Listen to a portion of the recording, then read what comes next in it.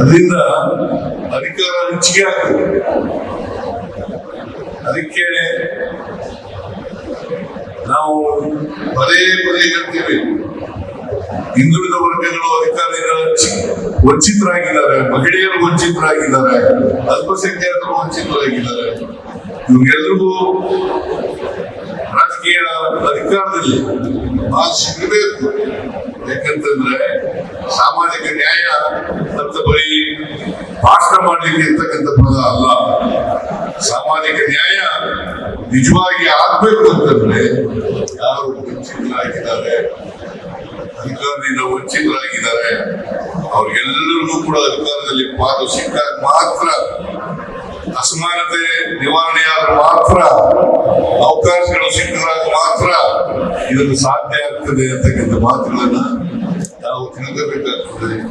ಇದನ್ನ ರಾಜೀವ್ ಗಾಂಧಿ ಅವರು ಮಾಡಿದ್ರು ಅಂತಕ್ಕಂಥದನ್ನ ಈ ಸಂದರ್ಭದಲ್ಲಿ ನಾವು ತಿಳ್ಕೊಳ್ಳಿಕ್ಕೆ ಬಯಸ್ತಾ ಇದ್ದೇವೆ, ಹೇಳಲಿಕ್ಕೆ ಬಯಸ್ತಾ ಇದ್ದೇವೆ. ಆಮೇಲೆ ದೇವರಾಜ ಅರಸರು ನಮ್ಮ ಮೈಸೂರು ಜಿಲ್ಲೆಯವರು.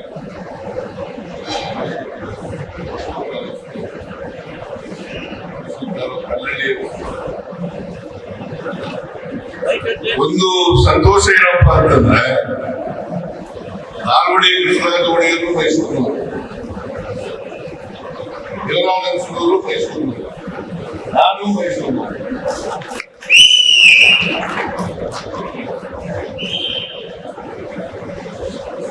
ನಾವೆಲ್ಲರೂ ಕೂಡ ಸಾಮಾಜಿಕ ನ್ಯಾಯದಲ್ಲಿ ನಂಬಿಕೆ ಇಟ್ಕೊಂಡಿದ್ದು, ಸಾಮಾಜಿಕ ನ್ಯಾಯವನ್ನ ಜಾರಿ ಮಾಡತಕ್ಕಂಥ ಪ್ರಯತ್ನವನ್ನ ದೇವರಾಜ ಅರಸರವರು ಮಾಡಿದ್ರು ಅಂತಕ್ಕಂಥದ್ದನ್ನು ಇವತ್ತು ಸ್ಮರಿಸಬೇಕಾಗ್ತದೆ. ಹೊಸ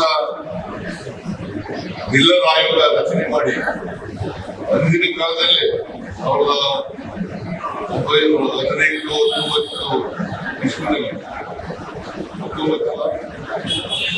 1918-19 ಇಸ್ವಿನಲ್ಲಿ ಮಿಲ್ಲರ್ ಆಯೋಗ ರಚನೆ ಮಾಡಿ ಅದನ್ನ ವರದಿಯನ್ನು ತಗೊಂಡು ಜಾರಿ ಮಾಡಿ ಹಿಂದುಳಿದವರಿಗೆ ಶಿಕ್ಷಣದಲ್ಲಿ ಮತ್ತು ಉದ್ಯೋಗದಲ್ಲಿ ಅವಕಾಶವನ್ನ ಕಲ್ಪಿಸಿಕೊಟ್ಟವರು ಈ ದೇವರಾಜ ಅರಸರವರು ಮಾತುಗಳನ್ನ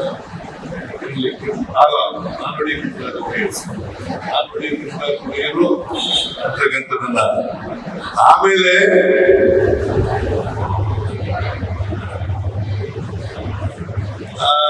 ದೇವರಾಜ ಅರಸರು ಅವನೂರು ಆಯೋಗವನ್ನು ರಚನೆ ಮಾಡಿ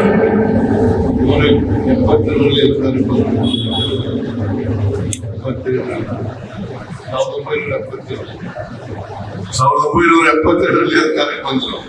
8 ವರ್ಷಗಳ ಕಾಲ ಮುಖ್ಯಮಂತ್ರಿ ಆಗಿದ್ದರು.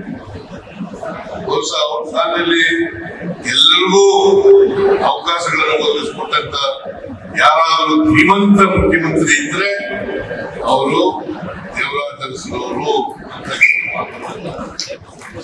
ಹೇಳಲಿಕ್ಕೆ ಬಯಸ್ತಾ ಇದ್ದಾರೆ.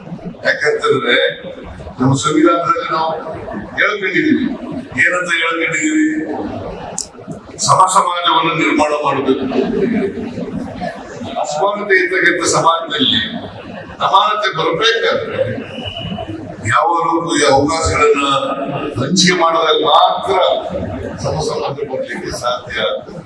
ಸಮ ಸಮಾಜ ಇದ್ದೇವ್ರೆ ಕನಸು, ಸಮ ಸಮಾಜ ಕನಸನ್ನ ಬಸವಣ್ಣವ್ರ ಕಾಲದಿಂದಲೂ ಕೂಡ ಹೇಳ್ಕೊಂಡು ಮೊದಲೇ ಇದೆ. ಬಸವಣ್ಣವ್ರ ಕಾಲದಿಂದ ಕೂಡ ಹೇಳ್ಕೊಂಡು ಬರ್ತಾ ಇದ್ದೀವಿ. ಆದ್ರೆ ಇನ್ನೂ ಅಸಮಾನತೆ ಹೋಗಿಲ್ಲ ಅಂತಕ್ಕಂಥ ಚಿತ್ರವನ್ನೇ ನಾವು ಕಾಣ್ತಾ ಇದ್ದೇವೆ. ಪ್ರಾರಂಭ ಮಾಡಿದವರು ಕರ್ನಾಟಕದಲ್ಲಿ ದೇವರಾಜ ಅರಸರು ಅವನೂರು ಆಯೋಗದ ವರದಿಯನ್ನು ತಗೊಂಡು ಶಿಕ್ಷಣದಲ್ಲಿ, ಉದ್ಯೋಗದಲ್ಲಿ ಅವಕಾಶವನ್ನ ಕಲ್ಪಿಸಿಕೊಟ್ಟಂತವ್ರು ಶ್ರೀ ದೇವರಾಜ ಅರಸರವರು ಅಂತಕ್ಕಂಥ ಮಾತುಗಳನ್ನ ಹೇಳಲಿಕ್ಕೆ ಬಯಸ್ತಾರೆ. ಅವತ್ತು ದೇವರಾಜ ಅರಸರು ಇದ್ದಾಗ ಮೈಸೂರು ರಾಜ್ಯ ಅಂತ ಇತ್ತು, ಕರ್ನಾಟಕ ಅಂತ ಇರಲಿಲ್ಲ. ಕರ್ನಾಟಕ ಅಂತ ಇತ್ತು. ಮೈಸೂರು ರಾಜ್ಯಕ್ಕೆ ಕರ್ನಾಟಕ ಅಂತೇಳಿ ನಾಮಕರಣ ಮಾಡಿದವರು ಶ್ರೀ ದೇವರಾಜ ಬಳಸ್ಕೋಬೇಕಾಗ್ತದೆ. ದೇವರಾಜ ಅರಸು ಒಂದು ಮಾಡಲಿಲ್ಲ, ಭೂಸ್ಖಲನ ಕಾಯ್ದೆ ಮಾಡಿದ್ರು, ಅನಾವರ್ತಕದ ಪದ್ಧತಿಯನ್ನು ತೆಗೆದುಹಾಕಿದ್ರು, ಆಮೇಲೆ ಸಾಲ ವಿಮೋಚನೆಯನ್ನು ಮಾಡಿದ್ರು. ಇಷ್ಟು ಅನೇಕ ಕೆಲಸಗಳನ್ನ ಮಾಡಿ ಸಮಾಜದಲ್ಲಿ ಅತ್ಯಂತ ಕಟ್ಟಕಡೆಯ ಮನುಷ್ಯ ಇದ್ದಾರಲ್ಲ ಅವ್ರಿಗೂ ಕೂಡ ವಿಧಾನಸೌಧದ ಮೆಟ್ಲನ್ನ ಹತ್ತಿಸ್ತಕ್ಕಂಥ ಪ್ರಯತ್ನವನ್ನ ಮಾಡಿದವರು ದೇವರಾಜ ಅರಸು ನಾವು ನೆನಕಬೇಕಾಗ್ತದೆ. ಅದರಿಂದ ದೇವರಾಜ ಅರಸು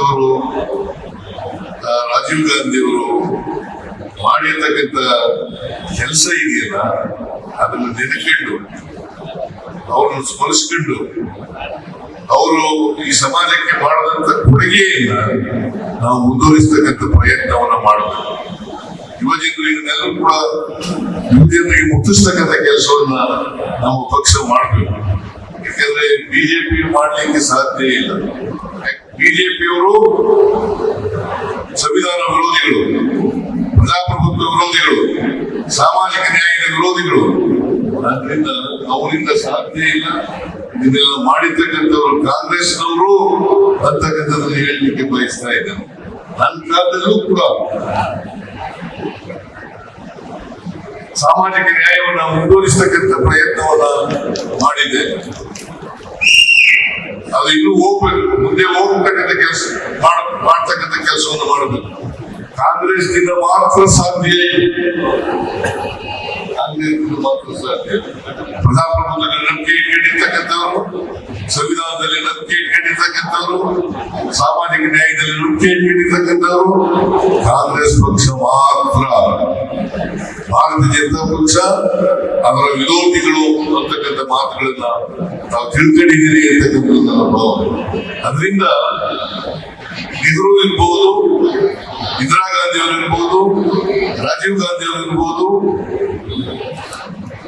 ರಾಹುಲ್ ಗಾಂಧಿ ಅವರು ಇರ್ಬೋದು, ಎಲ್ಲರೂ ಕೂಡ ಈ ವರ್ಗದ ಜನರಿಗೆ ಬಹಳಷ್ಟು ಕೆಲಸಗಳನ್ನ ಮಾಡ್ತಾ ಇದ್ದಾರೆ. ರಾಹುಲ್ ಗಾಂಧಿ ಅವರಂತೂ ಇದನ್ನ ಪದೇ ಪದೇ ಹೇಳ್ತಕ್ಕಂಥ ಪ್ರಯತ್ನವನ್ನ ಮಾಡ್ತಾ ಇದ್ದಾರೆ. ಅದರಿಂದ ನಾವೆಲ್ಲರೂ ಕೂಡ ಕಾಂಗ್ರೆಸ್ನವರು ಕಾರ್ಯಕರ್ತರು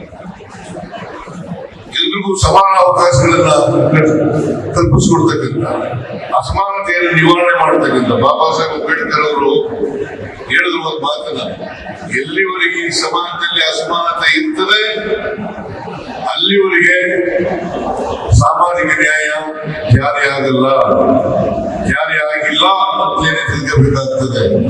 ಸಮ ಸಮಾಜ ನಿರ್ಮಾಣ ಆಗತಕ್ಕಂಥದ್ದು ಕನಸು ಅಂತಕ್ಕಂಥ ಮಾತುಗಳನ್ನ ಹೇಳ್ತಾರೆ. ಅದಕ್ಕೋಸ್ಕರ ಆರ್ಥಿಕವಾಗಿ, ಸಾಮಾಜಿಕವಾಗಿ ನಾವು ಇವರಿಗೆ ಶಕ್ತಿಯನ್ನು ತುಂಬತಕ್ಕಂಥ ಪ್ರಯತ್ನವನ್ನು ಮಾಡಬೇಕು.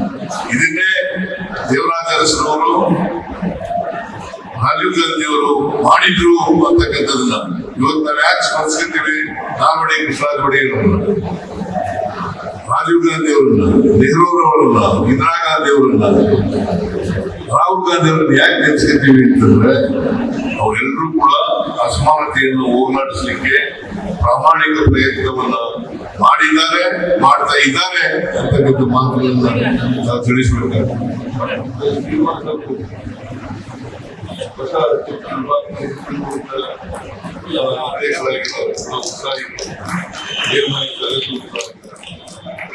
ಅವ್ರ ಕಾಲದಲ್ಲಿ ತಾಲೂಕು ಪ್ರತಿ ತಾಲೂಕುಗಳಿಗೂ ಹೋಗಿ ಹಿಂದುಳಿದ ವರ್ಗದವರನ್ನ ಸಂಘಟಿಸತಕ್ಕಂಥ ಪ್ರಯತ್ನವನ್ನು ಮಾಡಬೇಕು. ಅವರಿಗೆ ಸಂವಿಧಾನ ದೇವರಾಜ ಅರಸು ಏನ್ ಮಾಡಿದ್ರು, ನಾಲ್ವಡಿ ಕೃಷ್ಣರಾಜ ಒಡೆಯರ್ ಏನ್ ಮಾಡಿದ್ರು, ರಾಜೀವ್ ಗಾಂಧಿ ಅವರು ಏನ್ ಮಾಡಿದ್ರು, ಇಂದಿರಾ ಗಾಂಧಿ ಅವರು ಏನ್ ಮಾಡಿದ್ರು, ನೆಹರೂರವರು ಏನ್ ಮಾಡಿದ್ರು, ಇದನ್ನು ತಿಳಿಸ್ತಕ್ಕಂಥ ಪ್ರಯತ್ನವನ್ನು ಮಾಡಿದ್ರು. ನಮ್ಮ ಕಾರ್ಯಕರ್ತರು ಪ್ರತಿಯೊಬ್ಬರು ಕೂಡ ಈ ವಿಚಾರದಲ್ಲಿ ಪ್ರತಿಯೊಬ್ಬರು ಕೂಡ ತಿಳ್ಕೊಳ್ತಕ್ಕಂಥ ಪ್ರಯತ್ನವನ್ನ ಮಾಡ್ತಾರೆ. ನನಗೆ ಸಂಪೂರ್ಣ ವಿಶ್ವಾಸ ಇದೆ. ಈ ಕಾಲದಲ್ಲಿ ಅದನ್ನು ಮಾಡ್ತೀವಿ. ನಿಮ್ಗೆ ಸಹಾಯಕರಾಗಿ ನಾನಿದ್ದೇನೆ. ಮತ್ತೆ ಹರಿಪ್ರಸಾದ್ ಅವರು ಇದ್ದಾರೆ ಅಂತಕ್ಕಂಥ ಮಾತುಗಳನ್ನ ಹೇಳ್ತಾ ನಮಗೆ ಅವರ ಆದರ್ಶಗಳು ದಾರಿದೀಪವಾಗಲಿ ಅಂತಕ್ಕಂಥ ಮಾತುಗಳನ್ನ ಹೇಳಿ ನನ್ನ ಮಾತುಗಳನ್ನು ಮುಗಿಸ್ತೇನೆ. ಜೈ ಹಿಂದ್, ಜೈ ಕರ್ನಾಟಕ, ಜೈ ಸಂವಿಧಾನ. ಹೆಚ್ಚಿನ ವಿಡಿಯೋಗಳಿಗೆ ಪ್ರತಿಧ್ವನಿ ಯೂಟ್ಯೂಬ್ ಚಾನೆಲ್ ಸಬ್ಸ್ಕ್ರೈಬ್ ಮಾಡಿ, ಬೆಲ್ ಐಕಾನ್ ಕ್ಲಿಕ್ ಮಾಡಿ.